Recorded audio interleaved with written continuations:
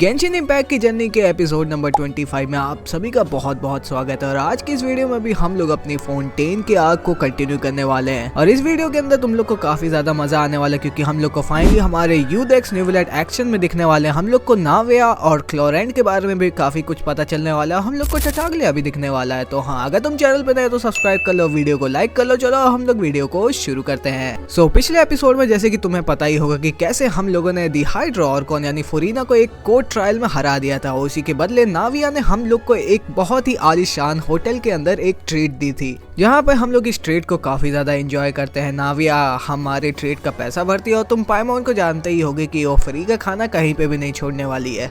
और इन्हीं सब खाने पीने के बीच में हम लोग नाविया से ये भी पूछते हैं कि तुम्हें क्या लगता है, जो सीरियल डिसअपीयरिंग केस के पीछे जो इंसान है, क्या वो अब जल्दी पकड़ा जाने वाला है कि नहीं। नाविया कहते कि हाँ, हम इस केस के करीब तो बहुत आ गए, लेकिन हम लोग को स्टिल उस ऑर्गेनाइजेशन के बारे में नहीं पता जो कि यंग वुमेन को डिसॉल्व कर देता है प्राइमोडियल वाटर का यूज करके। और उस ऑर्गेनाइजेशन का मेन गोल क्या है, हम लोग को उसके बारे में भी कुछ नहीं पता है। नाविया कहती कि मुझे नहीं लगता कोई भी इंसान फोंटेन के अंदर इस केस पे इतना ज्यादा ध्यान भी देने वाला है, इसलिए मैं अपनी होप्स को भी ज्यादा हाई नहीं करने वाली हूँ। और ऐसा नहीं कि मुझे फोंटेन की अथॉरिटी पे भरोसा नहीं है, मुझे बस ये है कि इस केस के अंदर हम लोग को एक डिफरेंट वे ट्राई करना पड़ेगा, इसीलिए स्पिना डी रोज़ुला यहाँ पे है।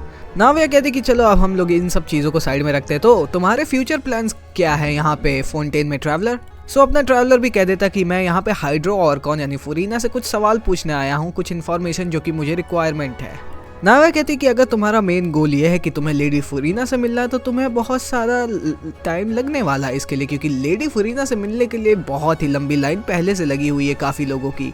नाविया कहती कि अगर तुम्हें सही में फुरीना से मिलना है तो मैं तुम्हें एक शॉर्टकट तरीका बता सकती हूँ। वैसे सो आमतौर पे फुरीना पूरे दिन बिजी रहती है, लेकिन ऐसा टाइम भी आता है जब वो थोड़ा सा रिलैक्स करती है, यानी कि वो ब्रेक पे रहती है। तो तुम्हें उस टाइम में जाना, तब जाके तुम फुरीना से पूछ सकते हो जो भी क्वेश्चन तुम्हारे पास है।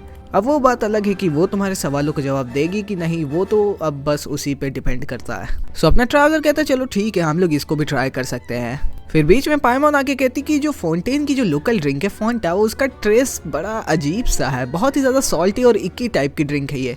नाविया कहती है चलो ठीक है, मैं उसको ब्लैक लिस्ट में डाल दूंगी। चलो अब अपना यहाँ पे खाना पीना हो गया, तो चलो अब हम लोग आगे चलते हैं। फिर क्या, जब हम लोग खाना पीना खा के उस होटल से बाहर निकलते हैं और नाविया का चेहरा देखते हैं, तो इतना तो हम लोग को समझ में आ गया था कि हम लोगों ने कुछ ज्यादा ही खा के नाविया का बिल कुछ ज्यादा ही बढ़ा दिया था। पाइमोन कहती कि हम लोग हाइड्रो ऑर्कॉन से वापस मिलने जा रहे हैं, बाय नाविया। तो नाविया कहती अच्छा चलो ठीक है, अब यहाँ पे बाय हो रहा है, लेकिन कोई बात नहीं, अगर तुम्हें कोई भी दिक्कत हुई तो तुम मेरे पास आ सकते हो, मैं हूँ स्पिना डी रोज़ुला की प्रेसिडेंट। फिर क्या, हम लोग ओपेरा हाउस की ओर चल देते हैं। जैसे ही हम लोग वो जो फाउंटेन होता है, फाउंटेन ऑफ लुसीन, उसके पास पहुंचते ही है तो हम लोग को एक बड़ी अजीब सी आवाज सुनाई देती है जो कि कहती है वाशेर। और यहाँ पे ऐसा लगता है कि पाइमोन को वो आवाज नहीं सुनाई दे रही, लेकिन हम लोग को एकदम क्लियर वो आवाज सुनाई दे रही है। और जितना हम लोग उस फाउंटेन को घूरते रहते हैं, वो आवाज बढ़ती ही जाती है, वाशेर वाशेर। कुछ देर में पाइमोन भी कहती है अरे यार, मुझको भी अब वो आवाज सुनाई दे रही है, वो वाशेर वाशेर कर रही है। और जैसे ही हम लोग उस फाउंटेन के करीब जाते हैं, हम लोग यहाँ आके उठते हैं। हम लोग के सामने एक ओशनॉइड होती है। और हाँ, अगर तुम्हें नहीं पता तो ओशनॉइड एक पानी के क्रीचर होते हैं जो कि गेंशिन के वर्ल्ड के अंदर बहुत पहले से एग्जिस्ट करते हुए आ रहे हैं। वो ओशनॉइड हमसे पूछता है क्या तुम मेरे वाशेर हो। लेकिन एक मिनट, तुम तो कोई और ही लग रहे हो, लेकिन क्या तुम्हें पता है कि वाशेर कहाँ है मेरा। तो अपना ट्रैवलर कहता है कि मैं वाशेर को तो नहीं जानता, लेकिन तुम कौन हो आखिर में। तो वो ओशनॉइड कहता है एक मिनट, मैं कौन हूँ मुझे नहीं पता, मैं खुद नहीं जानती कि मैं कौन हूँ। मेरी मेमोरीज बहुत पहले ही गायब हो चुकी हैं। ऐसा लगता है कि कुछ मेमोरीज की फ्रैगमेंट एक साथ मिलके कुछ अलग ही मेमोरीज मेरे साथ बना ली हो, लेकिन मैं अपनी पिछली मेमोरीज को रिकवर नहीं कर पा रही हूँ। मैंने कितना कुछ खो दिया जब मैं पहले ज़मीन पे रहा करती थी। और ये चीज़ सुनने के बाद अपने ट्रैवलर की आंखें फटी की फटी रह जाती हैं, क्योंकि इसका मतलब ये है कि ये ओशनॉइड पहले एक इंसान थी। वो ओशनॉइड हमसे कहती कि हाँ, मैं पहले एक इंसान थी, लेकिन अब मैं बस एक इंसानों का दिमाग रह चुकी हूँ, क्योंकि मैं अपनी इंसान की बॉडी को बहुत पहले ही खो चुकी हूँ। मुझे नहीं पता कि मैंने आखिर में अपना ह्यूमन फॉर्म को कैसे खोया, लेकिन मैं अपनी लास्ट थिंग जो मुझे याद है वो यही थी कि जब मैं इंसान थी तो किसी ने मुझ पे एक ब्लू कलर का लिक्विड डाल दिया था। तो इससे हम लोग को ये तो पता चल जाता है कि ये पहले एक असली लड़की थी, लेकिन इसके ऊपर किसी ने प्राइमोडियल वाटर डाल के इसको डिसॉल्व कर दिया। वो ओशन नाइट हम लोग को और भी चीज़ें बताती कि कैसे जब वो इंसान थी उसे घूमना बहुत ज़्यादा पसंद था, वो जहाँ भी जाती थी उसके साथ वह शेर भी रहता था, वो उसको बहुत ज़्यादा पसंद करती थी। लेकिन अब मैं उसके पास वापस नहीं जा सकती, मैं उससे बिछड़ चुकी हूँ और इस बिछड़ने की फीलिंग को मैं तुमसे एक्सप्लेन नहीं कर सकती। सो अपना ट्रैवलर पूछता है तो क्या तुम चाहती हो कि मैं उसको फाइंड करूं तुम्हारे लिए? वो ओशनाइड कहते कि नहीं, अगर तुम ऐसा कर भी दोगे तो इससे कोई फ़र्क नहीं पड़ने वाला, मैं अब एक ओशनाइड हूँ, वो अभी भी एक इंसान है और कुछ भी नहीं बदलने वाला है अब। वो ओशनाइड हमसे ये भी कहती है कि अगर तुम्हें वह शेर कहीं पे भी मिले तो उससे ये कहना कि वो मुझे भूल जाए और मूव ऑन करने की कोशिश करे लाइफ के अंदर। अपना ट्रैवलर कहता है कि तुम्हें भूलना उसके लिए भी काफ़ी ज़्यादा मुश्किल होगा। तो वो ओशनाइड कहती कि हाँ, मुझे अभी भी याद है कि जब मैं पानी में बदल गई थी तो वह शेर की आंखों में काफ़ी ज़्यादा दर्द था। तो अपना ट्रैवलर पूछता यानी कि तुम वह शेर के सामने डिज़ोल्व हुई थी। सो अपना यहाँ पे ट्रैवलर सोचता है तो इसका मतलब ये है कि अगर आदमी डिज़ोल्व भी हो जाता लेकिन स्टिल उसकी जो कॉन्शियसनेस होती है यानी दिमाग होता है वो स्टिल काम करता है। और जब हम अपने ओशनॉइड दोस्त से ये सब बात कर ही रहे होते तो सरफेस के ऊपर कुछ और ही कांड चल रहा होता है।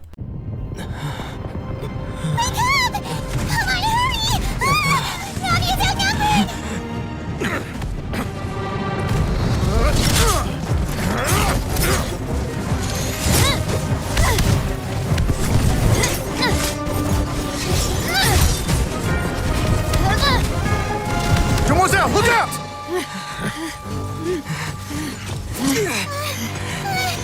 Dear God, it's a whole army of Gardamex. Clorand?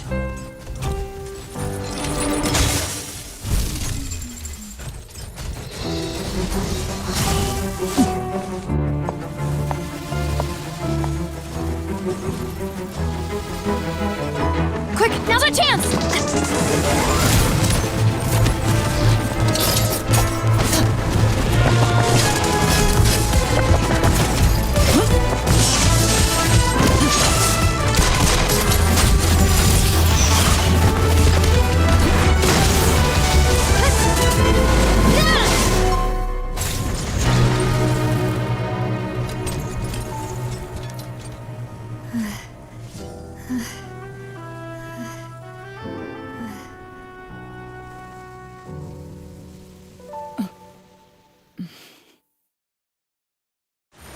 नाविया कहती थैंक यू सो मच क्लोरैंड, लेकिन तुम मुझे ये बता सकते कि तुम्हें कैसे पता कि हम लोग यहाँ पे मुसीबत में थे? क्लोरैंड कहती कि मैंने तुम्हारा पीछे किया था क्योंकि मुझे लगा था कि यहाँ पे कुछ खतरा होने वाला है। नाविया कहती कि तुम्हें नहीं पता कि किसी का पीछा करना स्टॉकिंग कहा जाता है? क्लोरैंड कहती कि मिस्टर कैलिस जो कि नाविया के फादर थे, उनकी लास्ट विश ये थी कि वो तुम्हारी सेफ्टी को इंश्योर करना चाहते थे और मैं उनके ट्रस्ट को कभी भी तोड़ना नहीं चाहते। अगर वो आज जिंदा होते तो वो भी यही चीज़ करते। नाविया कहती कि तुम मेरे पापा के बारे में ना ही बात करो तो अच्छा रहेगा तुम्हारे लिए। क्लोरैंड भी वहाँ पे तुरंत माफ़ी मांग लेती है। नाविया भी कहती कि चलो ठीक है वो सब, लेकिन अब तो मुझे ये बताओ कि तुम्हें कैसे पता चला कि मैं खतरे में थी उस समय? क्लोरैंड कहती कि हाँ, मुझे बहुत कुछ पता है, लेकिन मुझे ये भी लगता है कि जो मास्टरमाइंड है सारे सीरियल डिसअपीयरिंग केस के पीछे वो बहुत ही ज़्यादा पावरफुल है एक्चुअली में। नाविया कहती कि हाँ, मुझे लग ही रहा था कि मेरे साथ ऐसा कुछ हो सकता है, लेकिन आखिर में ये सारे जो गार्डमेंट्स हैं यानी कि रोबोट्स हैं वो अचानक से आउट ऑफ कंट्रोल होकर मुझ पे क्यों अटैक करने लगे? क्लोरैंड कहती कि यहाँ पे जितने भी रोबोट्स यानी मेका पड़े हुए हैं वो अथॉरिटीज़ के अंदर नहीं आते, ना किसी लॉ के अंदर आते, क्योंकि इनके ऊपर सीरियल नंबर नहीं है। और मैं यहाँ पे यही कंक्लूजन दे सकती हूँ कि किसी पावरफुल और अमीर इंसान ने इन लोगों को इलीगली खरीदा है और फिर तुम्हारे ऊपर छोड़ दिया। नाविया पूछती यानी कि वो स्पीरा डी रजूला से भी बड़े हैं? तो क्लोरैंड कहते कि हाँ, और नाविया कहते कि मैं इन्वेस्टिगेशन करती रहूंगी, मैं सच्चाई को रोशनी के सामने लाऊंगी, यही मेरी फादर की लास्ट विश थी।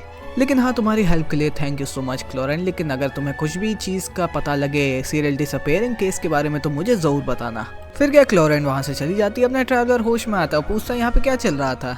पायमोन हम लोग को बताती कि कैसे गार्डमैक्स आ गए थे हम लोग पे अचानक से अटैक करने के लिए और फिर नाविया और क्लोरैंड ने मिलकर हम लोग को यहाँ पे बचाया। पायमोन नाविया से पूछती है कि तुम्हें कैसे पता कि हम लोग खतरे में थे नाविया? तो नाविया कहती तुम्हारी वजह से पायमोन। पायमोन कहती मेरी वजह से? लेकिन कैसे? नाविया कहती है पायमोन तुम्हें याद है कि जब तुमने फोंटा पिया था उस डिनर के अंदर और तुमने उसका टेस्ट मुझे बताया था सॉल्टी एंड इकी, और जो ड्रिंक तुमने पी थी वो मेरे कप से तुमने पी थी और उसका जो टेस्ट होता है वो एक्चुअली में फोंटा का टेस्ट कभी भी सॉल्टी और इकी हो ही नहीं सकता है, क्योंकि फोंटा हमेशा स्वीट फ्लेवर्स के अंदर आता है। तो इसका मतलब ये है कि किसी ने मेरे ड्रिंक के अंदर प्राइमोर्डियल सी का वाटर मिला दिया था, और अगर तुमने मेरी ड्रिंक उस समय ना पी होती तो शायद मैं भी अभी दूसरे फाउंटेन के लोगों की तरह डिसॉल्व हो गई होती। ट्रैवलर कहते हैं ना मैं फाउंटेन का हूँ ना पाइमॉन फाउंटेन की है। इसका मतलब ये है कि जो प्राइमोडियल सी का वाटर है वो एक्चुअली में सिर्फ फाउंटेन के लोगों पे ही इफेक्ट पड़ता है। अब ये पूछती है कि जब तुमने प्राइमोडियल सी का वाटर पी लिया तो क्या तुम्हारे साथ कुछ अजीब सा हुआ था? तो पाइमॉन बोलती है कि हाँ, ये ट्रैवलर अभी बेहोश हो गया था। वैसे उसको किसी की आवाज सुनाई दे रही थी जो वाशेर कर रहा था। ट्रैवलर अपना कहता है मेरे ख्याल से प्राइमोडियल सी का वाटर पीने के बाद जो हाइड्रो एलिमेंट है मैं उसके साथ काफी ज्यादा सेंसिटिव हो गया था, इसीलिए मुझे माइनर से माइनर डिटेल भी सुनाई दे रही थी अच्छे से। फिर हम लोग नाविया और पाइमॉन को वो सब बताते हैं जो कि उस ओशनॉइड ने हम लोगों से बताया था। नाविया कहती है वाशेर, ये इंसान कौन है? मैंने इसका नाम कभी भी नहीं सुना।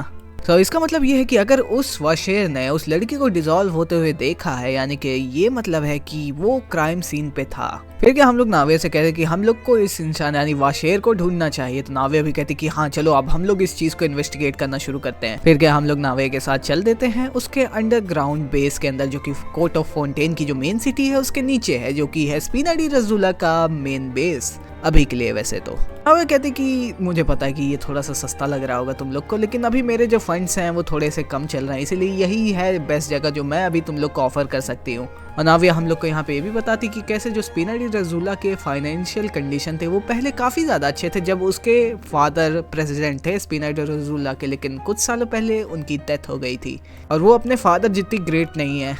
पाइमॉन पूछती है आखिर में तुम्हारे फादर की अचानक से डेथ कैसे हो गई? लेकिन तो नाविया कहते कि ये बहुत ही ज़्यादा सेंसिटिव टॉपिक है, लेकिन मैं इससे हमेशा के लिए नहीं भाग सकती। तो चलो अब मैं तुम्हें बता ही देती हूँ। मेरे फादर का नाम था कैलिस, और हाँ ये वही कैलिस है जिन्हें the Kallis the unfaithful in the street भी लोग बोलते हैं। 3 साल पहले मेरे फादर कैलिस के ऊपर एक्यूजेशन लगा था अपने ही फ्रेंड का मर्डर करने का, और फिर क्या उन्हें कोर्ट के अंदर लेके गए सब लोग, जहाँ पे उन्होंने अपने ऑनर को डिफेंड करने के लिए एक ड्यूल की रिक्वेस्ट की। एक ड्यूल एक तरह की फाइट होती है जहाँ पे जो कोर्ट के अंदर जिस इंसान के ऊपर ट्रायल चल रहा होता है उसे अपॉर्चुनिटी मिलती है कि वो ये फाइट अगर जीत गया तो वो इस ट्रायल से आम तौर पे आराम से छोड़ के जा सकता है, लेकिन अगर वो हार गया तो वहीं पे उसकी डेथ हो जाती है। मेरे फादर के साथ भी यही हुआ, वो चैंपियन ड्यूलिस्ट को नहीं हरा पाए और ड्यूल के अंदर उनकी डेथ हो गई। लेकिन मुझे अभी भी विश्वास है कि मेरे फादर कोई भी मर्डरर नहीं थे, उनको फंसाया गया था किसी के द्वारा। लेकिन हाँ मुझे अभी भी याद है कि कैसे लोग बताते हैं कि जब वो कोर्ट के अंदर ड्यूल कर रहे थे चैंपियन ड्यूलिस्ट के साथ और उनको काफी ज्यादा चोट लग चुकी थी, तब भी लोग कह रहे थे सरेंडर करने को, लेकिन उन्होंने वहां पे भी सरेंडर नहीं किया। ऐसा लग रहा था कि वो लड़ने ही मरने के लिए गए थे उस रिंग के अंदर, और इस चीज को 3 साल हो चुके, लेकिन मुझे आज तक नहीं समझ में आया कि आखिर में उन्होंने ऐसा क्यों किया। अपना ट्रैवलर पूछता कि तुम्हारे पास क्या कोई क्लूज है? नाविया कहते कि हाँ मुझे ये पता चला था उस टाइम पे मेरे फादर इन्वेस्टिगेट कर रहे थे सीरियल डिसअपीयरिंग केस, और उसी के बाद उनकी डेथ हो गई थी। नाविया कहती है इसीलिए मैं इस केस को इन्वेस्टिगेट करना चाहती हूँ। सीरियल डिसअपीयरिंग केस मेरे फादर के साथ कनेक्टेड था और मुझे अभी भी यकीन है कि उन्हें फंसाया गया था मर्डर के तौर पे। उनके लिए भी मैं इस चीज़ को इन्वेस्टिगेट कर रही हूँ और मैं इसके केस के जड़ तक जाऊंगी, और जब तक सच नहीं सामने आ जाता मैं इस केस को नहीं छोड़ने वाली हूँ। नाविया का जो बॉडीगार्ड होता मेलिस, वो बताता कि कैसे जब जो मिस्टर कैलिस से जो ड्यूल में उनका अपोनेंट था वो थी मिस क्लोरेंड। तो इसका मतलब यही है कि क्लोरेंड ही वो थी जो कि मिस्टर कैलिस यानी नाविया के पापा को मारी थी। लेकिन वो कर भी क्या सकते कि थी, क्योंकि कोर्ट के रूल्स यही थे, या तो ड्यूल में मर जाओ या तो ड्यूल को जीत के यहाँ से घर जाओ। मेलिस हम लोग को ये भी बताते कि ड्यूल की शुरुआत के पहले ही मिस्टर कैलिस ने क्लोरेंड को बोल दिया था कि जब वो चले जाएंगे तो नाविया की सेफ्टी वो उसके हाथों में छोड़ के जा रहे हैं। तो इसका मतलब ये है कि जो मिस्टर कैलिस थे वो जानबूझ के उस ड्यूल के अंदर मरने ही गए थे। फिर हम लोग नाविया के बेस के अंदर चले जाते हैं सोने के लिए। अगला दिन आता है, हम लोग आराम से उठते हैं। नाविया चेयर पे बैठी होती है, उसके जो दोनों बॉडीगार्ड्स होते हैं वो वहाँ पे नहीं दिखते। तो पाइमॉन पूछती है कि वो दोनों कहाँ पे गए? तो नाविया बोलती कि मैंने उन्हें पोसॉन पे भेज दिया है। पोसॉन वो जगह है जहाँ पे स्पिना डी रसूला का हेडक्वार्टर्स है। नाविया हम लोग को ये भी बताती कि कैसे कल उसने कुछ इन्वेस्टिगेशन भी की थी वाशेर के नाम के ऊपर। नाविया कहती कि पूरी रात इन्वेस्टिगेशन करने के बावजूद मुझे इस नाम के ऊपर कोई भी क्लू नहीं मिलता। ऐसा लगता है कि इस नाम को पूरे तरीके से मिटा दिया गया है फाउंटेन की हिस्ट्री से। नाविया कहते कि लेकिन अगर हम लोग को सही में इस वाशेर के बारे में कुछ जानना भी है तो हम लोग को जाना पड़ेगा चीफ जस्टिस ऑफ फाउंटेन यानी निवलेट के पास, क्योंकि फाउंटेन के अंदर जितने भी इंपॉर्टेंट केसेस हुए हैं उन सारी चीजों की फाइल निवलेट के पास ही रहती है। फिर क्या हम लोग चल देते हैं हमारे चीफ जस्टिस ऑफ फाउंटेन निवलेट के पास। वहाँ पे पहुँचने के बाद निवलेट तुरंत हम लोग से पूछता है सो मैं आपकी कैसी मदद कर सकता हूँ। नाविया कहते कि हम लोग यहाँ पे एक इंसान के बारे में इन्वेस्टिगेट करने आए जिसका नाम है वाशेर, जिसका कनेक्शन हो सकता है सीरियल डिसअपीयरिंग केस के साथ। नेवलेट कहता है ठीक है आप यहाँ पे बैठिए, तब तक मैं फाइल्स के अंदर उस इंसान के नाम को फाइंड करने की कोशिश करता हूँ। फिर क्या नेवलेट ऑलमोस्ट कुछ घंटे तक अपने फाइल के अंदर ढूंढने की कोशिश करता है, लेकिन फिर वो वापस आता है और कहता है कि मुझे माफ़ करिएगा लेकिन मैंने बहुत सारी फाइल्स के अंदर ढूंढा लेकिन मैं किसी भी वाशेर को नहीं ढूंढ पाया। ना उस इंसान का फाइल्स के अंदर कोई रिकॉर्ड है, ना ही उस इंसान का कोई मेरी मेमोरीज के अंदर रिकॉर्ड है। नावे कहती है thank you so much mister नेवलेट, चलिए हम अब यहाँ से जाते हैं। नाविया वहाँ से जा ही रही होती लेकिन तभी नेवलेट कहता है मिस नाविया मुझे पता है कि आप कैसा फील कर रही होंगी, आपके फादर सही में बहुत ही ज़्यादा अच्छे इंसान थे, उनका अचानक से गुजर जाना was very hard to take. नाविया कहती कि आप यहाँ पे कहना क्या जा रहे हैं मिस्टर नेवलेट, क्या आप मुझे कंसोल करना चाह रहे हैं या फिर अपनी सिंपैथी मुझे दिखाना चाह रहे हैं या फिर आप अपना रिग्रेट दिखाना चाह रहे हैं उस दिन का। नहीं, आप कुछ भी नहीं कहना चाह रहे क्योंकि जो आप बोल रहे हैं उसके अंदर कोई भी इमोशन मुझे फील नहीं हो रहा, आप बस उसे इसलिए कह रहे हैं क्योंकि आपको वो चीज़ कहनी चाहिए थी। तब मुझे अभी भी याद है कि जब मेरे फादर उस ड्यूलिस्ट रिंग के अंदर गए थे मैं आपके पास आई थी इस फाइट को रुकवाने के लिए, मैं उन गार्ड्स को धक्का देख के आपके पास आ रही थी ताकि मैं उस फाइट को रुका सकूं। और आपने मुझसे कहा था कि आपको लगता है इस केस के अंदर कुछ गड़बड़ है और फिर आपने उस फाइट को कंटिन्यू रहने दिया। आपके आंखों में ह्यूमन लाइफ की कोई भी वैल्यू नहीं है, आपको बस अपने रूल्स और रेगुलेशन ही दिखते हैं लॉस के। अगर आप सही में मेरे फादर की डेथ को रिग्रेट कर रहे थे तो आपने उस दिन उस फाइट को क्यों नहीं रुकवाई जब वो फाइट कोर्ट के अंदर हो रही थी आपके आंखों के सामने। अगर उस दिन आप एफर्ट दिखाए होते तो आज चीज़ें अलग होती। नेवलेट कहता है मुझे माफ़ करिएगा मिस नाविया। नाविया कहती कि तुम और मेरे पापा थोड़े थोड़े एक जैसे थे, तुम लोग अपने बातें बस अपने दिल तक रखते हो, किसी को भी वो चीज़ नहीं बताते हो। मुझे पता कि आप हर चीज़ को फील कर सकते हैं लेकिन आप बस उसे एक्सप्रेस नहीं करना चाहते हैं। फिर क्या नाविया इतना सब कुछ बोल के हम लोग वहाँ से बाहर चले जाते हैं और बाहर निकलते ही हम लोग देखते हैं यहाँ पे बारिश होने लगी है। पायमोन कहती अभी तक तो धूप निकली थी, ये अचानक से बारिश कैसे होने लगी और आज तो कोई ट्रायल भी नहीं चल रहा है। नाविया कहती कि मुझे अब ये भी याद आया कि जिस दिन मेरे पापा के ऊपर ये ब्लेम लगाया गया था कि वो मर्डरर है, उस दिन भी बारिश हो रही थी। वैसे अपना ट्रैवलर पूछता है कि क्या तुम्हारे पापा उस समय घर के अंदर थे कि घर के बाहर थे, तो नाविया कहते कि वो घर के अंदर थे। तो अपना ट्रैवलर कहता है यानी कि इसका मतलब ये होता है कि जिस इंसान ने सही में मर्डर किया था वो इंसान क्या पता पानी में डिसॉल्व होके रेन के सहारे वहाँ से भाग गया हो, क्योंकि फाउंटेन के अंदर लोग पानी में बदल सकते हैं। फिर नाविया कहती वाह भाई क्या बात कर दी तुमने, तुम तो सही में बहुत ही ज़्यादा जीनियस हो पार्टनर।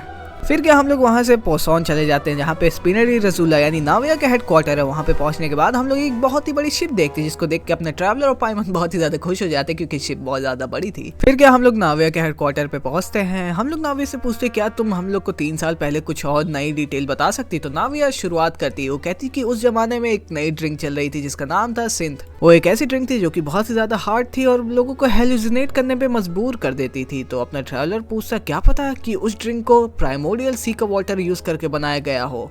और ये ड्रिंक क्योंकि बहुत ही ज़्यादा डेंजरस थी क्योंकि इसको तुम रेगुलर पियोगे तो तुम्हारे ऑर्गन्स पे बहुत ही ज़्यादा इफेक्ट करेगा होगा, तुम इसको छोड़ दोगे अचानक से ही तो तुम्हें डिप्रेशन और एग्जाइटी भी हो सकती है। और इसी वजह से जो मेरे फादर थे कैलस वो चाहते थे कि सिंथ इस ड्रिंक के ऊपर बैन लग जाए उस टाइम पे। मेरे पापा बहुत बार ट्राई किए थे कि आखिर में ये सिंथ ड्रिंक को बेच कौन रहा था, लेकिन कभी भी उन्हें पता ही नहीं चला कि कौन बेच रहा था क्योंकि इसको हमेशा प्राइवेट में बेचा जा रहा था।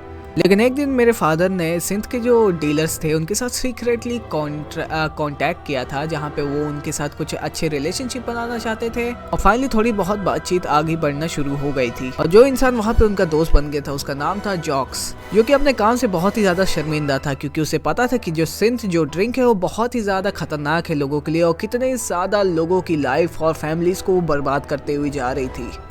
जॉक्स और मेरे पापा बहुत ही अच्छे दोस्त बन गए थे। एक दिन उन्होंने डिनर प्लान किया था जहाँ पे उन्होंने जैक्स को बुलाया भी था, जहाँ पे वो लोग खाते पीते भी और थोड़ी बहुत इन्फॉर्मेशन भी एक दूसरे के साथ एक्सचेंज करते। लेकिन तभी हम लोग को 2 गन शॉट्स की आवाज़ सुनाई दी। हम लोग भागते हुए वहाँ पे गए, तभी मैं देखती हूँ मेरे पापा के हाथ में गन थी और जो जैक्स था वो ज़मीन पर पड़ा हुआ था डेड।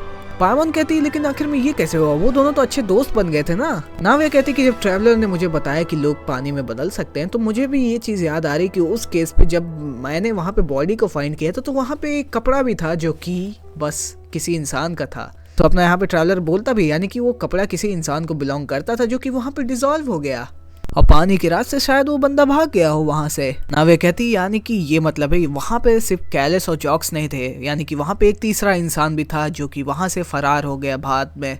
यहाँ पे अपना ट्रैवलर कहता भी है क्या पता वो गोलियां भी उसी तीसरे इंसान ने चलाई हो। नाविया का जो वन ऑफ बॉडी गार्ड्स था जिसका नाम मेल्यूस था वो कहता है कि हाँ मुझे एक इंटरेस्टिंग चीज़ पता है जो कि अब मैं तुम लोग को बताने वाला हूँ। कैलस यानी कि जो हमारे पहले के बॉस थे, उन्हें पहले से पता था जो सिंध ड्रिंक है और जो सीरियल डिसअपीयरिंग केस है उनका कुछ ना कुछ कनेक्शन है एक दूसरे के साथ। लेकिन मामला तब खराब हो गया क्योंकि जब वो सीरियल डिसअपीयरिंग केस वाले का जो मास्टरमाइंड है उसने तुम्हें चूज कर लिया था नाविया एज योर नेक्स्ट टारगेट। नाविया कहती क्या? हाँ, मुझे ये भी याद है कि कैसे बॉस यानी कैलस ने मुझे ये भी बताया था कि उनके पास एक रेयर डिजीज़ है जिसको उन्होंने डॉक्टर को दिखवाया था, लेकिन डॉक्टर ने उन्हें कहा था कि उन्हें 5 साल से ज़्यादा टाइम नहीं बचा है जीने के लिए। और मिस्टर कैलस को पता था कि अगर वो मर जाएंगे तो सारा खतरा तुम पे आ जाएगा क्योंकि तुम उनकी नेक्स्ट टारगेट थी। और इसी चीज़ को अवॉइड करने के लिए उन्होंने अपना एक फाइनल अल्टीमेटम एक्ट को प्ले किया अपने मरने से पहले। उन्होंने सबको कहा था कि उनको सीरियल डिसअपीयरिंग केस के बारे में कुछ बड़ा पता चल चुका है, लेकिन जब तक नाविया सेफ रहेगी तब तक मैं इस इन्फॉर्मेशन को पब्लिक में डिस्क्लोज नहीं करूंगा।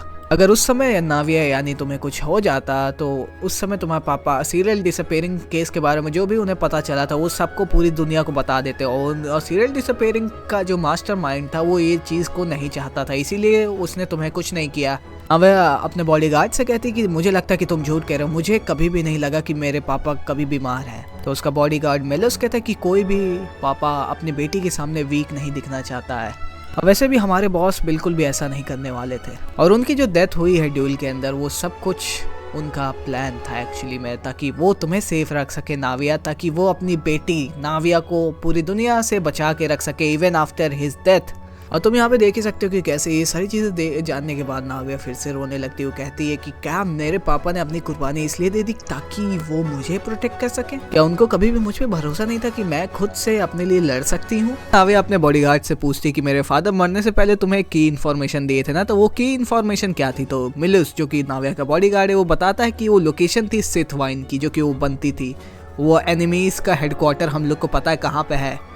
बाकी नाविया का बॉडीगार्ड ये भी कहता है कि अगर तुम्हें इस चीज़ के जड़ तक जाना है, वो भी सेफली जाना और इसके बारे में और भी इन्फॉर्मेशन जाननी है, तो मार्सेल एक बहुत ही अच्छा बंदा है जो कि तुम्हारे बहुत ज़्यादा काम आ सकता है। कैलस यानी नाविया के पापा और मार्सेल पहले बहुत ही अच्छे दोस्त भी हुआ करते थे और वो एक तरह से स्पिना डी रजूला की सिस्टर कंपनी भी हैंडल करते हैं जो सिथ वाइन बनाई जाती थी। जब उसका केस सामने आया था तो वो भी क्या कहते हैं कैलस को बहुत ज़्यादा सपोर्ट पीछे किया करते थे। फिर क्या मिलूस से हम लोग को जितना भी इन्फो मिला था उसको हम लोग एक नोट्स में लिख के रख लेते हैं ताकि हम लोग के आगे जाके जब किसी से भी हम लोग इन्वेस्टिगेशन करें तो वो हमारे काम आ सके। और इसी बीच हम लोग जैक्स की फैमिली से भी मिलने जाते हैं जो कि इस पूरे कांड के अंदर मारा गया था। और इन लोग से बात करने के बाद हम लोग को ये भी पता चला कि कैसे जैक्स के ऊपर काफ़ी ज़्यादा स्ट्रेस चल रहा था आजकल।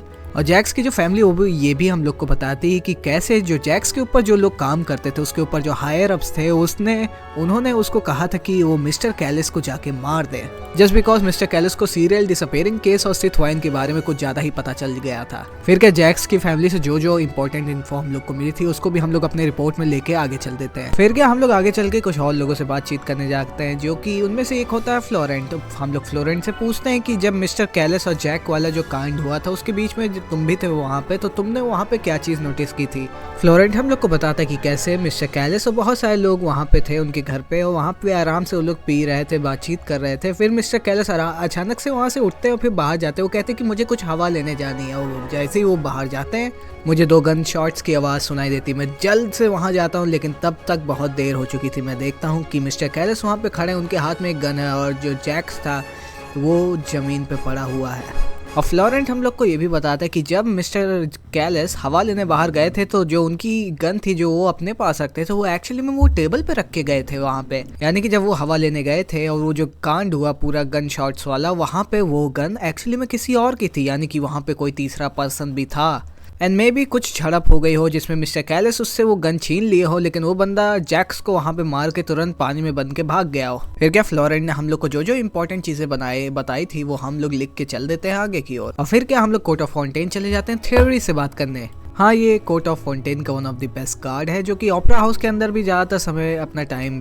बिताता है। थेरी से हम लोग उस कांड के बारे में पूछते जो कि हमारे साथ हुआ था, यानी कि जब अपना ट्रैवलर बेहोश हो गया था और अचानक से काफ़ी सारे मेका रोबोट्स आके हम लोग पे अटैक करने लगे थे। हम लोग थेरी से पूछते क्या तुम्हारे पास कंट्रोल है उन सारे मेकास का? तो थेरी कहता है कि हाँ। नाविया कहती यानी कि इसका मतलब तुम ही वो इंसान हो सकते हो जो कि हम लोग के ऊपर मेका का अटैक कराया था। थेरी हम लोग से कहता है कि मिस नाविया आप बहुत ही ज़्यादा गलत समझ रहे, क्योंकि किसी मेका को कंट्रोल करना और किसी मेका को छोड़ देना, ये दोनों बहुत ही ज्यादा अलग चीजें हैं और किसी भी मेका को कंट्रोल करना एक्चुअली में बहुत ही ज्यादा मुश्किल काम है जो मेरे बस के नहीं है। फिर क्या थेरी से जो इन्फॉर्मेशन हम लोग को मिली थी उसको गैदर करके हम लोग कोर्ट ऑफ फाउंटेन में चल जाते हैं मार्सेल से मिलने। और हाँ, अगर तुम्हें नहीं पता तो मार्सेल वही बंदा जो मिस्टर कैलस का बहुत अच्छा दोस्त था और उसको हमेशा सपोर्ट करता था और स्पिनर रजूला के सिस्टर कंपनी को भी हैंडल करता है। पहली बार तो मार्सेल से बात करते ही वो बंदा हम लोग के तारीफ के पुल बांध देता कि कैसे तुम लोगों ने हाइड्रो ऑर्कोन को उसी की गेम में हरा दिया।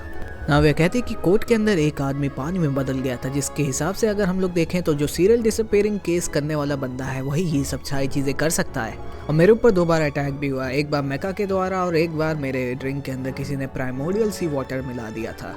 अगर ट्रायलर और पाइमान ना होते तो मैं यहाँ पे होते बिना बात ना कर रही होती आपसे। फिर क्या मार्सेल हम लोग को दिलासा देता, वो कहता कि अगर तुम्हें कोई किसी भी चीज़ की रिक्वायरमेंट हुई तो मेरे पास आ सकते हो। मिस्टर कैलस मेरे बहुत अच्छे दोस्त थे, अगर उनके ऊपर ये जो दाग लगा मदर का अगर ये हट सकता है तो मैं उसको हटाने की पूरी कोशिश करूंगा। फिर क्या मार्सेल से जितनी इन्फॉर्मेशन हम लोग को मिली हम लोग वो लिख के वहाँ से चल देते हैं। फिर क्या हम लोग नावे के साथ ऊपर चलते हैं, थोड़ा बहुत बातचीत करते हैं जहाँ पे हम लोग सारे डॉट्स को कनेक्ट करने की कोशिश करते हैं कि आखिर में इन सारी चीज़ों के पीछे कौन हो सकता है। हमारे पास 3 सस्पेक्ट्स हैं, उन तीनों में से कौन हो सकता है। तो अपना ट्रैवलर कहता है कि क्या शायद इन सबके पीछे मार्सेल हो सकता है। नाविया कहती कि ये चीज़ को डाइजेस्ट करना मेरे लिए काफ़ी ज़्यादा हार्ड होने वाला है, क्योंकि अंकल मार्सेल मैं जब से छोटी थी तब तक मेरे साथ थे, वो मेरे फादर के बहुत अच्छे दोस्त थे, इसीलिए वो जाक के भी दोस्त थे। लेकिन ये बात तो सही है कि ये जो मेका रोबोट्स है वो उनके पास ज़रूर है, और क्या पता जो मेका रोबोट से अटैक हुआ था हम लोग पे वो इनके सबके पीछे वही हो। फिर क्या हम लोग वहाँ पे बैठ के आराम से बातचीत कर ही रहे होते हैं, धीरे धीरे करके सारे सस्पेक्ट्स पे एक के बाद एक पॉइंट रख ही रहे होते हैं। लेकिन तभी वहाँ पे थेरी आता है, जो थेरी आता है वहाँ पे कहता है कि नावे मैं तुम्हें बहुत देर से ढूंढ रहा था। थेरी आके हम लोग से कहता है कि ओपरा हाउस के अंदर एक नया ट्रायल चल रहा है और इस बार ये ट्रायल किसी और पे नहीं बल्कि एक फटुई हार्बिंजर टटागलिया पे चल रहा है। अब मुद्दे की बात तो ये है कि उस पे केस इसलिए चल रहा है क्योंकि उसको ट्रू कल्प्रेट बताया जा रहा है सीरियल डिसअपीयरिंग केस की वजह से। नावे कहती ये कैसे हो सकता है, फटुई हार्बिंजर टटागलिया का तो कोई लेना देना ही नहीं है इस केस से। फिर क्या ओपरा हाउस के अंदर जाने से पहले हम लोग चल देते हैं अंडर वाटर, ताकि हम लोग मार्सेल के अगेंस्ट कुछ प्रूफ इकट्ठा कर सके। और जैसे कि जो नावे का बॉडीगार्ड मेलस है उसने हम लोग को बताया था कि जो सिथ यानी कि जो वाइन बनाने वाली इंडस्ट्री थी वो अब पानी के अंदर एसोसिएट की जाती है। फिर क्या हम लोग पानी के अंदर चल देते हैं ताकि हम लोग मार्सेल के अगेंस्ट कुछ क्या कहते हैं प्रूफ इकट्ठा कर सके, क्योंकि अगर बिना प्रूफ के हम लोग को ओपरा हाउस के अंदर जाएंगे तो टटागलिया को वहाँ से बचाना काफी ज्यादा मुश्किल हो जाएगा हमारे लिए। और जब हम लोग वहाँ पे अपनी इन्वेस्टिगेशन कर रहे थे तभी वहाँ पे हम लोग ट्रायल में देख सकते हैं कि कैसे ट्रायल शुरू हो चुका है, जहाँ पे निवलेट कहता है कि मिस्टर टटागलिया क्या आप एक्सेप्ट करते कि आप ट्रू कल्प्रेट है सीरियल डिसअपीयरिंग केस के लिए। टटागलिया कहता है कि मैं आपको सही में बताऊं तो मुझे आपके कोर्ट सिस्टम के बारे में कुछ नहीं पता और ना मुझे कुछ समझ में आता है। मैं तो बस यहाँ पे इसलिए आया हूँ क्योंकि मुझे पता चला है कि अगर मैं यहाँ पे चाहूँ तो एक ड्यूल कर सकता हूँ, वो भी चैंपियन ड्यूलिस्ट क्लोरेंट के साथ यहाँ पे। और मुझे पता चला है कि हम लोग चैंपियन ड्यूलिस्ट से तभी कोर्ट में लड़ सकते हैं जब मेरे ऊपर कोई चार्ज हो किसी केस का, इसीलिए मैंने इस केस का जिम्मा अपने सर पे ले लिया। सो हाँ, आप बस ये समझ सकते हैं कि मैं यहाँ पे बस क्लोरेंट से लड़ने आया। तो फरीना वहाँ पे कहती ये कोई WWE का रिंग नहीं है तुम्हारा, ये एक कोर्ट है, यहाँ पे ढंग से पेश आओ। टटागलिया कहता है अच्छा लगता है हाइड्रो ऑर्कोन को मुझे लेक्चर देना, तो एक काम करिए आप ही आके मुझसे लड़ लीजिए, मैं आपसे भी लड़ने के लिए तैयार हूँ। फरीना कहती कि अरे नहीं नहीं मेरा मतलब वो नहीं था। निवलेट कहता है अरे यार कम्युनिकेशन डिफेंडेंट के साथ बहुत ही ज्यादा खराब चल रही है, इसीलिए केस का प्रोसीजर थोड़ा सा स्लो चलने वाला है। और अगर यहाँ पे किसी को नहीं पता तो मैं यहाँ पे बता दूं तो हम लोग यहाँ पे सीरियल डिसअपीयरिंग केस के कल्प्रेट को पकड़ने आए हैं। फिर क्या कोर्ट के अंदर नाविया फिर से टपक पड़ती जो कि कहती है कि उस बंदे का कोई भी लेना देना नहीं है इस केस से, आप गलत इंसान को पकड़े हैं। और वो कोर्ट के अंदर जितनी जनता बैठी होती है अरे यार ये फिर से आ गई, ये एक बार नहीं दूसरी बार ये कोर्ट के अंदर किसी ट्रायल को बीच में रोक रही है। निवलेट कहता मिस नाविया आपने ये कोर्ट को दूसरी बार इंटरप्ट किया है किसी भी प्रोसेसिंग के बीच में। मैंने पहली बार आपको माफ किया था क्योंकि उस टाइम आप उस केस के दौरान अच्छे खासे प्रूफ को आप मेरे सामने प्रेजेंट कर पाई थी, लेकिन इस बार आप फिर से यही चीज कर रही हो। मैं चाहूँ तो आपको अरेस्ट करा सकता हूँ बार बार कोर्ट को डिस्टर्ब करने के जुर्म में। नावे कहते कि मैं आपके इस कोर्ट के थ्रेटर को ही कोई भी रिस्पेक्ट नहीं करती हूँ, पहली बात तो ये। वैसे भी मैं यहाँ पे बहस करने नहीं आया, मैं यहाँ पे सीरियल डिसअपीयरिंग केस के ट्रू कल्प्रेट को यहाँ पे पकड़वाने आई हूँ, और अगर मेरे चार्ज ट्रू हुए तो यानी कि यहाँ पे जो टटागलिया यानी चाइल्ड है वो इनोसेंट प्रूफ हो जाएगा, है ना। टटागलिया कहते हैं कि यंग लेडी आई है मेरे नाम को क्लियर करने के लिए, काफी फैसिनेटिंग बात है ये। चलो मैं तो यहाँ पे खड़ा खड़ा बोर ही हो रहा था, अगर आप यहाँ पे आई गई हैं मेरे नाम को क्लियर करने तो मैं आपका ऑफर को लेने के लिए तैयार हूँ। सो माय ऑनर मेरा कोई काम नहीं यहाँ पे तो मैं यहाँ से जाऊँ। तो निवलेट कहता है कि हाँ जब तक अब प्रोसीजर चल रहा है इस ट्रायल का तब तक तुम यहाँ कुर्सी पे बैठ के ये ट्रायल को देख सकते हो। निवलेट नाविया से पूछता तो आखिर में किस इंसान को आप चार्ज में लेना चाहती हैं इस ट्रायल में। नाविया कहती वो इंसान और कोई नहीं बल्कि मार्सेल है। नेविलेट कहता मिस नाविया मैं आपको एक चीज बता दूं, किसी भी इंसान को अचानक से चार्ज में लेना एक बहुत ही बड़ी चीज होती है और इसमें बहुत ही ज्यादा लीगल रिस्पॉन्सिबिलिटी भी आती है। क्या आप उसको लेने के लिए तैयार हैं? और हाँ, पहली चीज, अगर आप उस इंसान को चार्ज में लेते हैं और आप उसको अगर प्रूफ नहीं करा पाते गिल्टी हैं तो आपको ऊपर भी ट्रायल चलेगा एज अ फॉल्स एक्यूजेशन करने के लिए। नाविया कहती है ठीक है, मैं इस इंसान को तब भी चार्ज में लेने के लिए तैयार हूँ। नेविलेट कहता है चलो ठीक है, इस ट्रायल के हिसाब से मैं मिस्टर मार्सेल के ऊपर चार्जेस को लगाता हूँ और उनको यहाँ कोर्ट में बुलवाता हूँ। मिस नाविया अब अपने ट्रायल को यहाँ पे शुरू करने वाली हैं। फिर क्या मार्सेल वहाँ पे आ जाता है। नेविलेट नाविया से कहता है कि अपने चार्जेस को अब यहाँ पे प्रूफ करिए। मार्सेल कहता है नाविया क्या आपको सही में लगता है कि मैं वो इंसान था जो कि मिस्टर कैलिस को मारेंगे? हम दोनों काफी अच्छे दोस्त हैं, मैं आखिर में अपने दोस्त को क्यों मारूंगा? फिर क्या फुरीना कहती कि मुझे उस केस के बारे में कुछ ज्यादा याद नहीं है, अगर मुझे एक अच्छा सा रिकैप मिल जाए तो कैसा रहेगा? तो नेविलेट अपना शुरू हो जाता है उस केस के बारे में एक रिकैप देना। नेविलेट कहता है कि जिस दिन ये कांड हुआ वहाँ पे स्पिना डी रजूला एक बहुत ही बड़ी पार्टी ऑर्गेनाइज की थी जो कि एक बैंक्वेट थी और उस पार्टी के अंदर जितने भी लोग थे उन्होंने 2 गन शॉट्स की आवाज सुनाई दी थी। जैसे ही वो गन शॉट्स की आवाज के पास गए वो वहाँ पे देखते कि मिस्टर कैलिस वहाँ पे खड़े थे जिनके हाथ में एक गन थी और जैक्स जो कि उन्हीं का एक दोस्त था वो नीचे गिरा हुआ था, वो भी डेड। जब गार्ड्स ने अपनी इन्वेस्टिगेशन की तो उससे ये पता चलता है कि जो पहली गन शॉट की आवाज थी वो गोली मिस हो गई थी, लेकिन सेकंड जो गोली चली थी वो एक्चुअली में जैक्स को लग गई थी। और इस पूरे केस के जो सस्पेक्ट थे मिस्टर कैलिस, उन्होंने इस डिसीजन को एक्सेप्ट भी कर लिया। वो अपने आप को डिफेंड भी नहीं करना चाहते थे इन द कोर्ट और वो खुद को इनोसेंस भी नहीं प्रूव करना चाहते थे। और इवन दो उन्होंने अपनी इनोसेंस प्रूव करने के लिए एक ड्यूल किया था, वो भी क्लोरेंट के साथ, जिसमें उनकी जान चली गई थी। नाविया कहती आपकी समरी के लिए काफी शुक्रिया मिस्टर नेविलेट। नाविया कहती लेकिन हम लोग को इस चीज को भी गौर करना चाहिए कि अब प्राइमोर्डियल वाटर कैसे सबके सामने आ चुका है, प्राइमोर्डियल वाटर क्या क्या कर सकता है।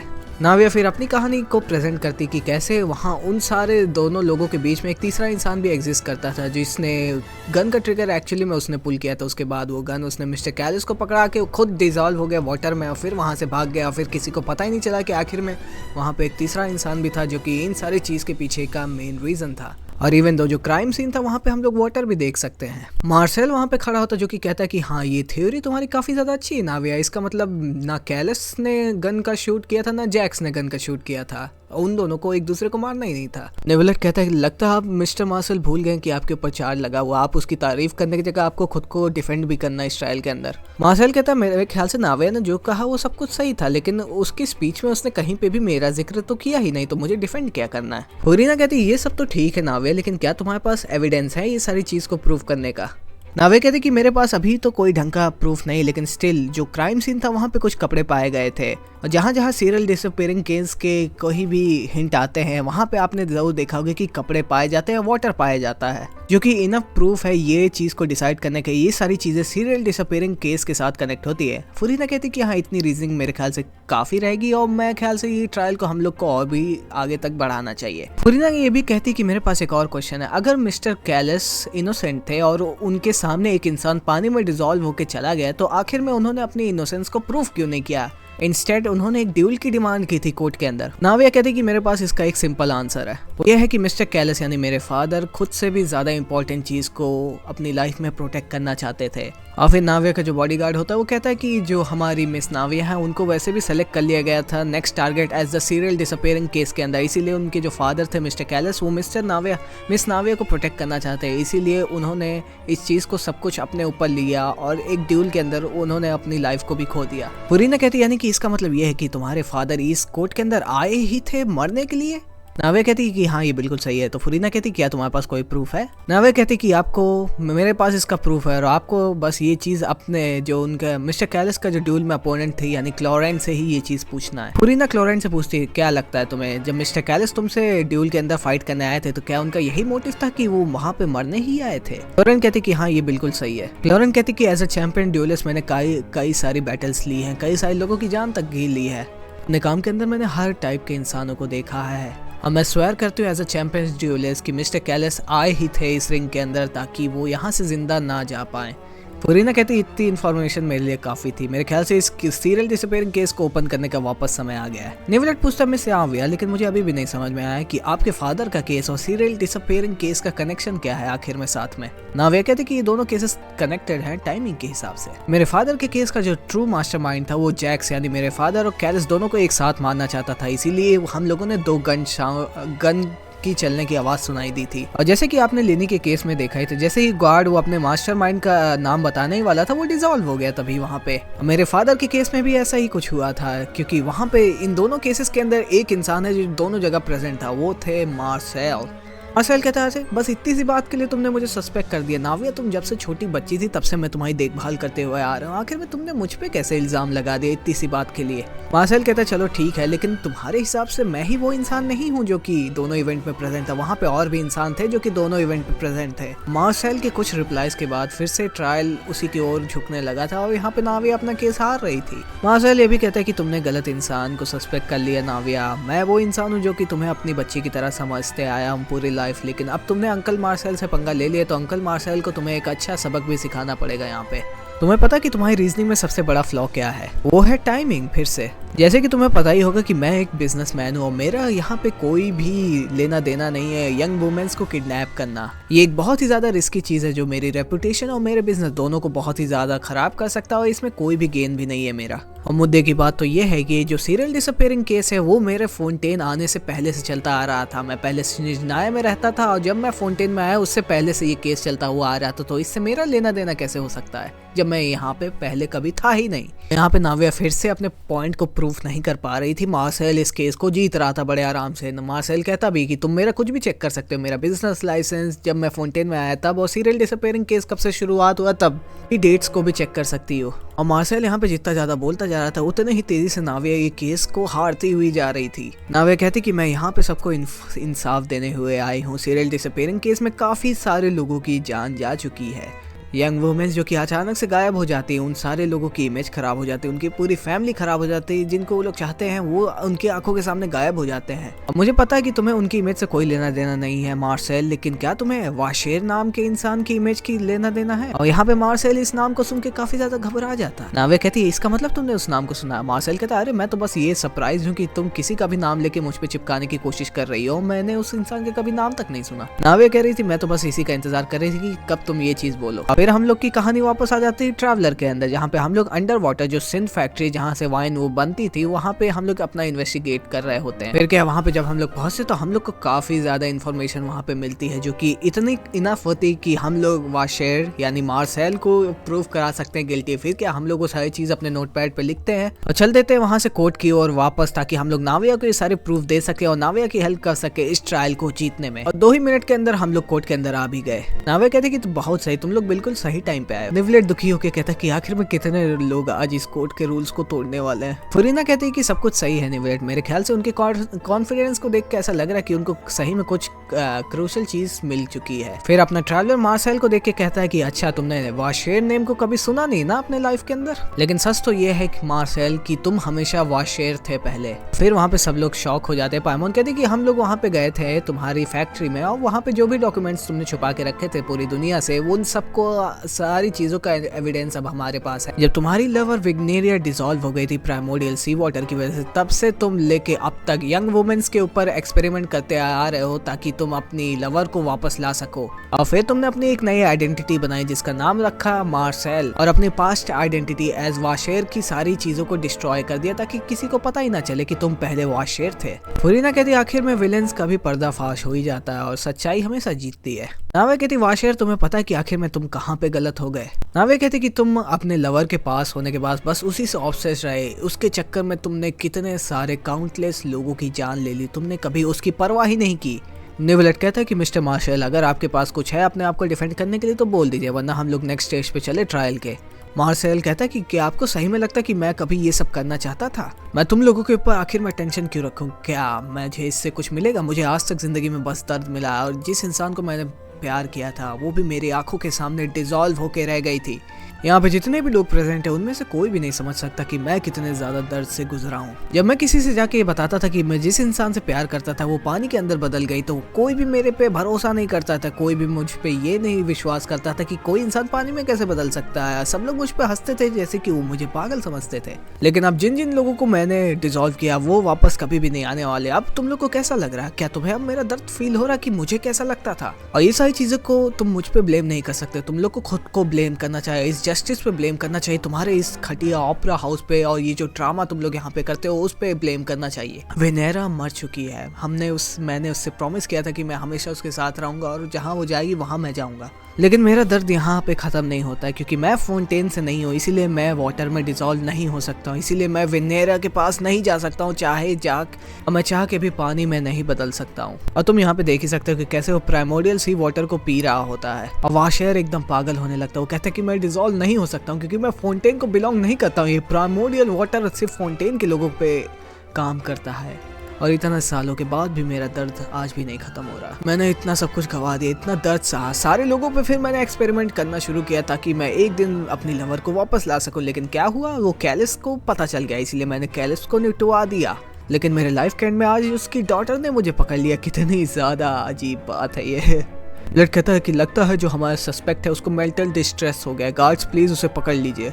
मार्सेल कहता है कि मुझे छूने की हिम्मत भी मत करना, मैंने वर्जीनिया से प्रॉमिस किया था कि मैं उसे वापस ला के रहूंगा, वो प्रॉमिस मैं पूरा जरूर करूंगा। फिर वो रोता रोता विनेरा कहता है कि प्लीज मेरे बारे में बुरा मत सोचना, मैं बस अपने प्रॉमिस को फुलफिल करना चाहता हूँ। निवलेट कहता है कि अब ट्रायल यहाँ पे आ चुका है जहाँ पे हम लोग ये कंक्लूड कर सकते हैं कि मिस्टर मार्सेल ही इन सारी चीज के पीछे थे और यहाँ पे जो टटागले के ऊपर जो चार्जेस लगाए गए थे उसकी अब कोई भी वैल्यू नहीं रही। टटागले कहता कि हाँ ठीक है, मेरे लिए तो सब कुछ सही है, मैंने इतना अच्छा शो देखा, मेरा तो मूड बिल्कुल सही हो गया, सही में बताओ तो। नेवलेट कहता है कि ट्रेलर जितना भी आपको क्या कहते हैं एविडेंस मिला वो सब कुछ आप गार्ड्स को दे दीजिए ताकि मैं इन सारी स्टोरी को एक समरी में खत्म कर सकूं फाइनली। और सीरियल डिसअपीयरिंग का केस 20 सालों के बाद फाइनली आज एंड हो जाएगा। फिर क्या हम लोग सारा एविडेंस नेवलेट को दे देते हैं। नेवलेट अपनी समरी स्टार्ट करता है। नेवलेट कहता है एक इंसान होता है जिसका नाम होता मार्सेल, जिसका असली नाम वैसे वाशर होता है, जो कि एक एडवेंचरर के तौर पे वर्क करता है और उसकी एक लवर थी वेनेरा जिसको वो बहुत ही ज्यादा पसंद करता था। लेकिन एक दिन अंडर वाटर एक्सपेडिशन के चक्कर में वेनेरा जो थी वो एक्सीडेंटली प्राइमोर्डियल सी के वाटर के कांटेक्ट में आ जाती है और वो डिसॉल्व हो जाती है वाशर के आंखों के सामने। और फिर इस घटना के बाद वाशर को सही में प्राइमोर्डियल सी की वाटर की पावर का पता चलता है, जिसके बाद से फोंटेन के अंदर जितने भी यंग वुमेन्स थी उन्हें वो किडनैप करना शुरू कर देता, उनके ऊपर वो एक्सपेरिमेंट करना शुरू कर देता ताकि फाइनली वो अपनी लवर वेनेरा को कैसे तो भी वापस ला सके। फिर अपनी लाइफ के अंदर जो कांड उसने कर ही लिए थे उसको कवर अप करने के लिए उसने अपने पुराने नाम को छोड़ के वाशर को अपनी एक न्यू आइडेंटिटी बनाई और अपना नाम रखा मार्सेल। फिर पोसाउन के अंदर उसने अपना एक छोटा सा बिजनेस शुरू किया था और फिर वो प्राइमोर्डियल वाटर के मदद से ही वो सिंथ का बिजनेस भी शुरू कर दिया था, जिससे उसको अच्छा खासा पैसा मिलने लगा था। लेकिन इन्हीं सारी चीज के बीच में उसकी एक बीच में लड़ाई हो गई थी स्पिनर डी रजूला से। लेकिन इतने सालों तक स्पिनर डी रजूला से लड़ते लड़ते वो थक चुका था, इसीलिए उसने फाइनली मिस्टर कैलिस को मारने की सोची। इवन दो मिस्टर कैलिस को उस समय मार नहीं पाया था, लेकिन स्टिल उसने मिस्टर कैलिस के ऊपर as a murderer as an allegation लग चुके थे, जिसके लिए वो खुश था। जिस इंसान ने जैक्स को असलियत में मारा था उसको उसने वाटर में चेंज कर दिया था। लेनी के केस के अंदर जो गार्ड हम लोग के सामने डिसॉल्व हो गया था वो भी वाशर का ही करा धरा था। और 10 इतने सालों के बाद फाइनली सीरियल डिसअपीयरिंग केस का एंड यहाँ पे होता है और तुम यहाँ पे देख सकते हो कि जनता कितना ज्यादा खुश हो जाती है। नेवलेट कहता है कि हमारी जो ओराट्रिस है वो फाइनल वर्डिक्ट को प्रेजेंट करने वाली है। फिर क्या ओराट्रिस अपना रिजल्ट देता है। फिर नेवलेट कहता है according to the judgment of Oratris mechanic Denalis cardinal mister Washer is guilty. फिर क्या गार्ड्स वाशर को वहाँ से लेके चले जाते हैं और वहाँ पे जो पूरी जनता होती है वो बहुत ही ज़्यादा खुश हो जाती है। अपना ट्रैवलर भी खुश हो जाता है, लेकिन नावे यहाँ पे बहुत ज़्यादा इमोशनल हो गई थी कि फाइनली आखिर में उसके फादर के साथ जो इनजस्टिस हुआ था उसको फाइनली उसने आज जस्टिस दिला ही दी। टटागलिया वहाँ पे खड़ा होता है, बोलता है कि हाँ ये ड्रामा काफ़ी ज़्यादा अच्छा था, मुझे काफ़ी ज़्यादा मज़ा आया है। यहाँ फाइनली जो विलन था वो आखिर में पकड़ा गया, जस्टिस यहाँ पे फाइनली जीत गया और ये एक हैप्पी एंडिंग है मेरे ख्याल से। चल कहता है चलो ठीक है, मेरा काम अब यहाँ पे हो गया तो मैं यहाँ पे चलता हूँ, मुझे और भी काम है जो कि मुझे अटेंड करना है। कहता है please wait for a minute mister Tattaglia. Tattaglia कहता है अब क्या, मेरा कोई काम नहीं है यहाँ पे, अब क्यों रोक रहे मुझे। नेवलेट कहता है कोर्ट के रूल्स के हिसाब से ये ट्रायल आपके द्वारा शुरू किया गया था, तो आखिर में मुझे इस ट्रायल का एक वर्डिक्ट भी तो देना है, तो आप यहाँ आके खड़े हो जाइए ताकि मैं आपका एक वर्डिक्ट दे सकूं। फिर आप जाइए जहां आपको जाना है। फिर क्या नेवलेट वापस टटागलिया को कोर्ट के अंदर खड़ा करता है। फिर वहां पे वो फाइनल वर्डिक्ट मारता है ओराट्रिस मैकेनिक डेनालिस कार्डिनल से। नेवलेट कहता है according to the judgment of Oratris mechanic Denalis cardinal mister Tattaglia is guilty. और वहाँ पे जितने भी लोग होते हैं वो अचानक से शॉक हो जाते हैं कि आखिर में इस इंसान का तो कुछ लेना देना ही नहीं था इस पूरे केस से, तो ये कैसे गिल्टी हो गया। टटागलिया कहते कि ये आपकी मशीन खराब हो गई क्या, मैं इन सब के पीछे हो ही नहीं सकता, मेरा कुछ लेना देना ही नहीं इस केस से। वहाँ पे जो जनता होती है वो बहुत ही ज्यादा शॉक हो जाती है कि ये तो पहली बार हो रहा है कि जो ओराट्रिस जो डिवाइस है वो पहली बार एक डिफरेंट वर्डिक्ट को प्रेजेंट कर रहा है हमारे चीफ जस्टिस नेवलेट के अगेंस्ट में। और वहाँ पे जनता ये भी कहने लगती है कि कोई फटुई हार्बिंजर इनोसेंट तो हो ही नहीं सकता, मेरे ख्याल से ओराट्रिस ने सही जजमेंट ही दिया गया होगा। निवलेट कहता है कि कोर्ट के अंदर ओराट्रिस मैकेनिक डेनालिस कार्डिनल जो जस्ट वर्डिक्ट प्रेजेंट करता है वही फाइनल वर्डिक्ट होता है इस कोर्ट के अंदर, यानी कि हम लोग को ये एक्सेप्ट करना पड़ेगा और तुम्हें गिल्टी ही रखना पड़ेगा। वो कहता है कि गार्ड्स प्लीज मिस्टर टटागले को अभी आप सस्पेक्ट कस्टडी में ले लीजिए ताकि हम लोग इनसे आगे जाके बात कर सके और आखिर में ये कैसे हुआ उसके बारे में देख सके। लेकिन अपना टटागले ऐसे कैसे आराम से जाने वाला, फिर ये होता है। So this is how justice is done in Fontaine. What a joke. You've got your rules. Well, I've got mine too!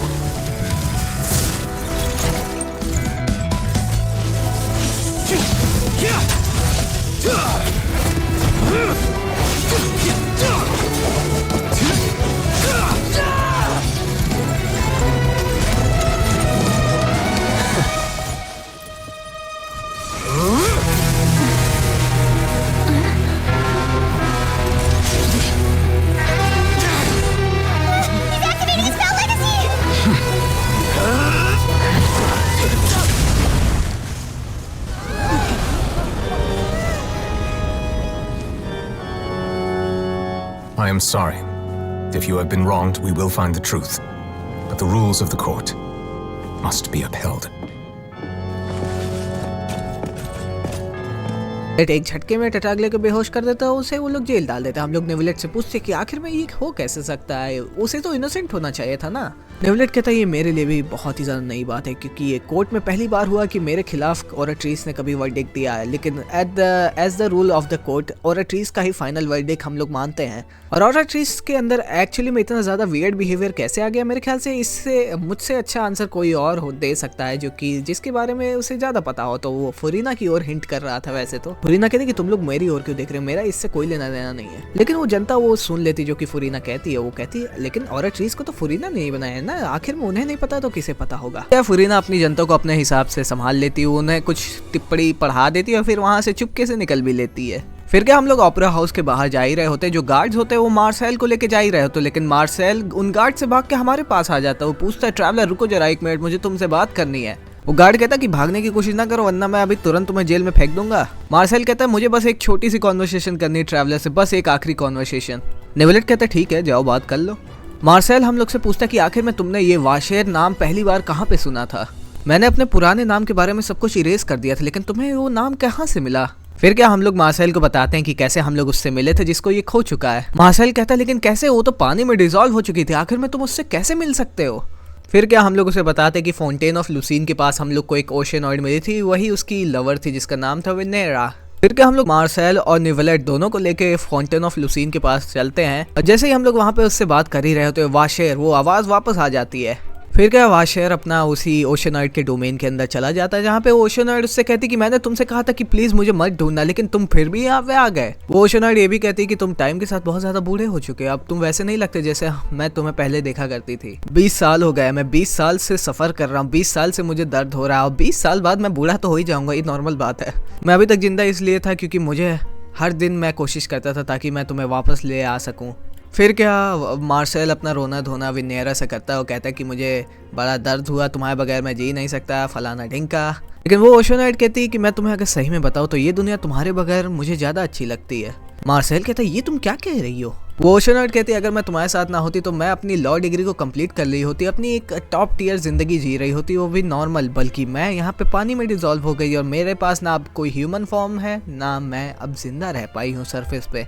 Marcel कहता कि तुम विनेरा नहीं हो, आखिर में कौन हो तुम। वो ओशियनॉइड कहती है तुम सही कह रहे हो, मैं विनेरा नहीं हूँ, वो सारे सेक्रीफाइसेस हूँ जो कि तुमने किए हैं उन सारी लड़कियों में पिछले 20 सालों से। जितनी लड़कियां तुम्हारे हाथों से मरी है उन सब लोगों का दिमाग और कॉन्शियसनेस एक बॉडी में आ गई और तब जाके ये फॉर्म जाके बना है।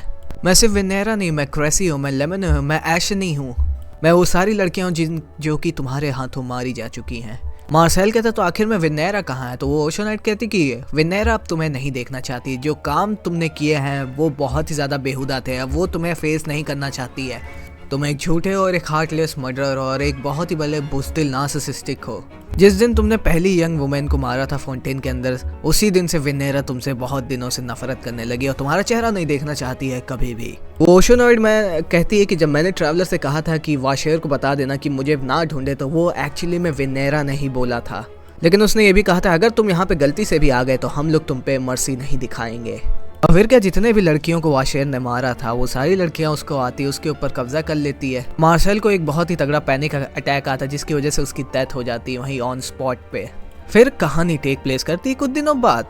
फिर क्या, हम लोग वहाँ फाउंटेन की गलियों में शॉपिंग कर रहे होते हैं। वहाँ पे हम लोग को नाविया मिलती है। नाविया से हम लोग थोड़ी बहुत चिट चैट करते हैं, नॉर्मल बातचीत करते हैं कि कैसे उसका ट्रायल वो जीत गई, अब वो उसकी लाइफ कितनी अच्छी चल रही है। वो स्पीना डी रज़ुल्ला, उसकी जो ऑर्गेनाइजेशन है वो भी काफ़ी ज़्यादा अच्छी चल रही है अब। और नाविया हम लोग को ये भी बताती है कि कैसे जब उसका फादर का केस अब फाइनली सॉल्व हो चुका है तो उसकी जो दोस्ती है क्लोरेंट के साथ वो भी काफ़ी ज़्यादा अच्छी हो चुकी है अब।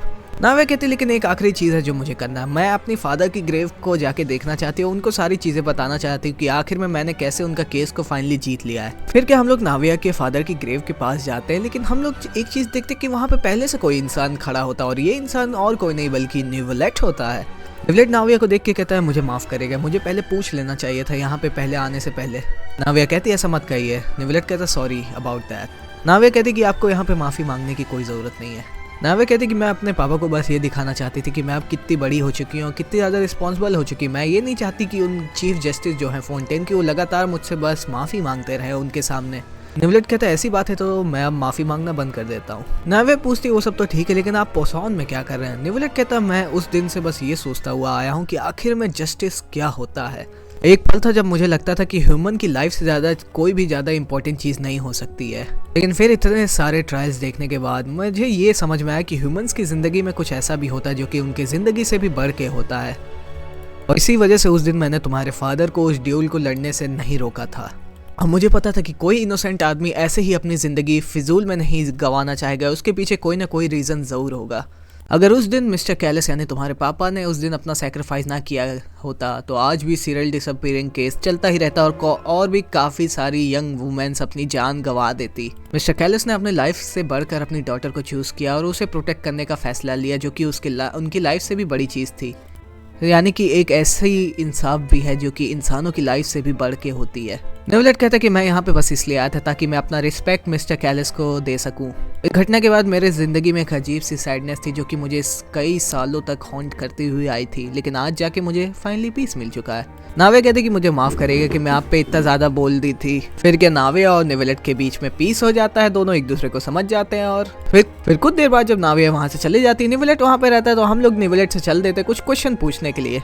तो पहला क्वेश्चन हम लोग ये पूछते हैं कि आखिर में प्राइमोर्डियल सी वाटर है क्या? निवलेट हम लोग को बताता है कि पुराने ज़माने में फाउंटेन के अंदर एक स्पेशल सी होती थी जिसका नाम था प्राइमोर्डियल सी, और ये जो वाटर वाशेर यूज़ करता था अपने एक्सपेरिमेंट के लिए वो उसी सी का वाटर था। फिर हम लोग निवलेट से पूछते हैं कि आखिर में जो फाउंटेन के अंदर जो प्रोफेसी चल रही है उसके बारे में आपका क्या कहना है? निवलेट कहता है अच्छा वो प्रोफेसी जहाँ पे फाउंटेन का पानी लेवल इतना ज़्यादा हाई आ जाएगा कि फाउंटेन के अंदर जितने भी लोग होंगे वो उसके अंदर डूब के डिजॉल्व हो जाएंगे और फुरीना अपने थ्रोन पे बैठ के रोएंगी। निवलेट कहता है ये प्रोफेसी तब वायरल हुई थी लोगों के बीच में जब पहले की जो हाइड्रो ऑर्कॉन थी उनकी डेथ हो गई थी। निवलेट ये भी कहता है कि उस प्रोफेसी के दो हिस्से अभी तक प्रूव भी हो चुके हैं। एक तो यह है कि फाउंटेन का पानी का लेवल सही में बढ़ रहा है, और दूसरी चीज़ यह है कि फाउंटेन के लोग पानी के अंदर डिजॉल्व भी हो सकते हैं। निवलेट कहता है क्या पता, हम लोग को अपने गार्ड पे हमेशा रहना चाहिए क्योंकि ये प्रोफेसी कहीं भी सच हो सकती है। फिर हम लोग उसे टटागलिया के बारे में पूछते हैं कि आखिर में उसका क्या होगा, तो निवलेट कहता है मेरा अभी कोई कंक्लूजन नहीं आया उसके बारे में, मैं अभी भी उसको इन्वेस्टिगेट ही कर रहा हूँ। आखिर में हम उससे वो सवाल पूछते हैं जो कि बहुत दिनों से हम लोग पूछना चाहते थे कि क्या निवलेट को हमारी बहन के बारे में कुछ पता है कि नहीं। निवलेट कहती कि तुम्हारी बहन जो कि तुम्हारी जैसे दिखती है उसके हेयर भी ब्लॉन्ड है तुम्हारे जैसे, मुझे माफ करना लेकिन मुझे उसके बारे में कुछ भी नहीं पता है टू बी ऑनेस्ट। फिर क्या, निवलेट से बात करते करते वहाँ पे जो बारिश हो रही थी वो रुक जाती है और यहीं पे हमारा क्वेस्ट आके खत्म हो जाता है। तुम्हें ये वीडियो कैसा लगा मुझे कमेंट्स में जरूर बताना, और यहाँ तक अगर वीडियो देख लिए हो तो सब्सक्राइब कर देना, वीडियो को लाइक कर देना, और वहाँ पे जो ज्वाइन का बटन है उसको भी तुम दबा के मुझे हेल्प कर सकते हो।